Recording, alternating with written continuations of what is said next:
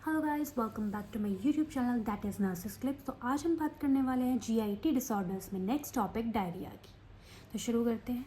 Passage of loose watery stool more than 3 times a day, मतलब एक दिन में 3 बार से अगर ज़्यादा लूज स्टूल हो रहे हैं तो उसे हम बोलते हैं डायरिया। नेक्स्ट इसमें हम क्लासीफाई करेंगे aetiology based, duration based and clinical manifestation के बेस्ड। तो एटियोलॉजी बेस्ड क्लासिफिकेशन में आता है infectious cause and non infectious cause. Infectious cause में यानी कि इन्फेक्शन कॉज होगा किन वजह से? Virus, bacteria, parasite and fungus की वजह से। वायरस में रोटा वायरस, अजीनो वायरस। बैक्टीरिया में Vibrio cholerae, Salmonella typhi, Clostridium difficile, जिसमें कि मोस्ट कॉमनली ये होता है इम्प्रॉपर हैंड वॉशिंग की वजह से। इसीलिए बोला जाता है कि खाना खाने से पहले और वॉशरूम जाने के बाद अच्छे से हाथ धोने चाहिए, वरना डायरिया हो सकता है। Parasite, giardia lamblia and Entamoeba histolytica. Fungus में कैंडिडा एल्बिकेंस। बात करते हैं नॉन इन्फेक्शियस कॉज की। इसमें आते हैं malabsorption syndrome, coeliac disease, lactose intolerance, हार्ट स्प्रंग्स डिजीज। इनकेस आपको ये टर्म्स नहीं पता हो तो आप कमेंट कर सकते हैं, मैं एक्सप्लेन कर दूंगी। नेक्स्ट बात करते हैं ड्यूरेशन बेस्ड क्लासिफिकेशन की, जिसमें आते हैं एक्यूट, क्रॉनिक एंड परसिस्टेंट या फिर प्रोग्रेसिव। एक्यूट मीन्स 2 हफ्ते से कम, क्रॉनिक 3 हफ्ते से ज़्यादा, परसिस्टेंस 2 हफ्ते से ज़्यादा, साथ में इन्फेक्शियस कॉजेस।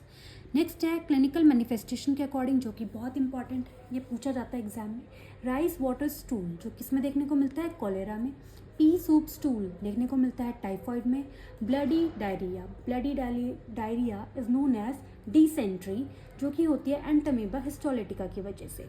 मोस्ट सीवियर इसका कॉज है शिगेला, इसका मोस्ट कॉमन कॉज है। अब बात करते हैं क्लिनिकल मैनिफेस्टेशन की, जिसमें आता है डिहाइड्रेशन, यानी कि क्योंकि बहुत ज़्यादा फ्लूइड निकल रहा है ना, वाटर निकल रहा है, तो डिहाइड्रेशन। संकनाइज, डिहाइड्रेशन की वजह से आंखें धसी भी हो सकती हैं।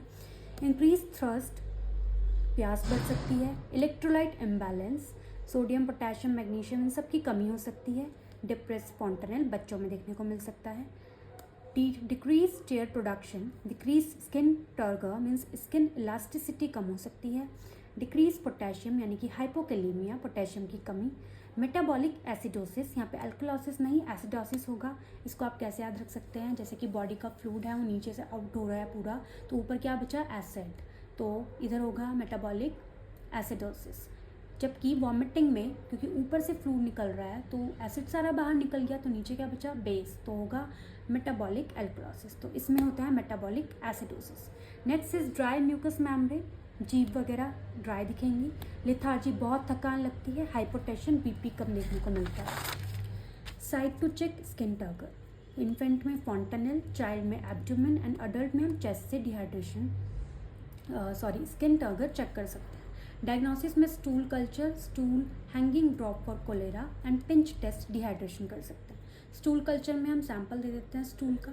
स्टूल हैंगिंग ड्रॉप हम करते हैं, ये एक माइक्रोस्कोपिक एग्जामिनेशन है जो कि यूज़ किया जाता है डिटेक्ट करने के लिए मोटाइल बैक्टीरिया को या फिर इंटेस्टाइनल पैरासाइट को स्टूल सैंपल में। मोस्ट कॉमनली ऑर्डर किया जाता है डायग्नोस करने के लिए Vibrio cholera by observing its unique rapid darting और शूटिंग स्टार मोटिलिटी। तो इसमें विब्रो कोलेरी की शूटिंग स्टार मोटिलिटी देखने को मिलती है, तो इससे हम पता लगा सकते हैं और डायग्नोस कर सकते हैं। नेक्स्ट पिंच टेस्ट डिहाइड्रेशन, इससे हम क्या करते हैं? ये नॉर्मल टेस्ट है जिसमें हम स्किन को पिंच करते हैं और अगर वो 3 सेकेंड या उससे कम में वापस चली जाती है अपनी पोजीशन में, तो यानी कि डिहाइड्रेशन नहीं है या फिर बहुत माइनर सा है। जबकि अगर वो स्किन इलास्टिसिटी नहीं जाती है, वो ऐसी की ऐसी रह जाती है, तो यानी कि डिहाइड्रेशन है। ये ऑथेंटिक टेस्ट तो नहीं है, बट येस इससे हम चेक कर सकते हैं। तो this was all about diarrhoea. Next topic will be dehydration. तो वीडियो को लाइक कीजिए, चैनल को सब्सक्राइब। मिलते हैं नेक्स्ट वीडियो में, तब तक के लिए bye bye, take care, see you soon. और हाँ, इसका नर्सिंग मैनेजमेंट के लिए मैं डिफरेंट यानी कि अलग वीडियो बनाऊँगी, तो कमेंट में बताइएगा अगर आपको चाहिए तो। तब तक के लिए टाटा।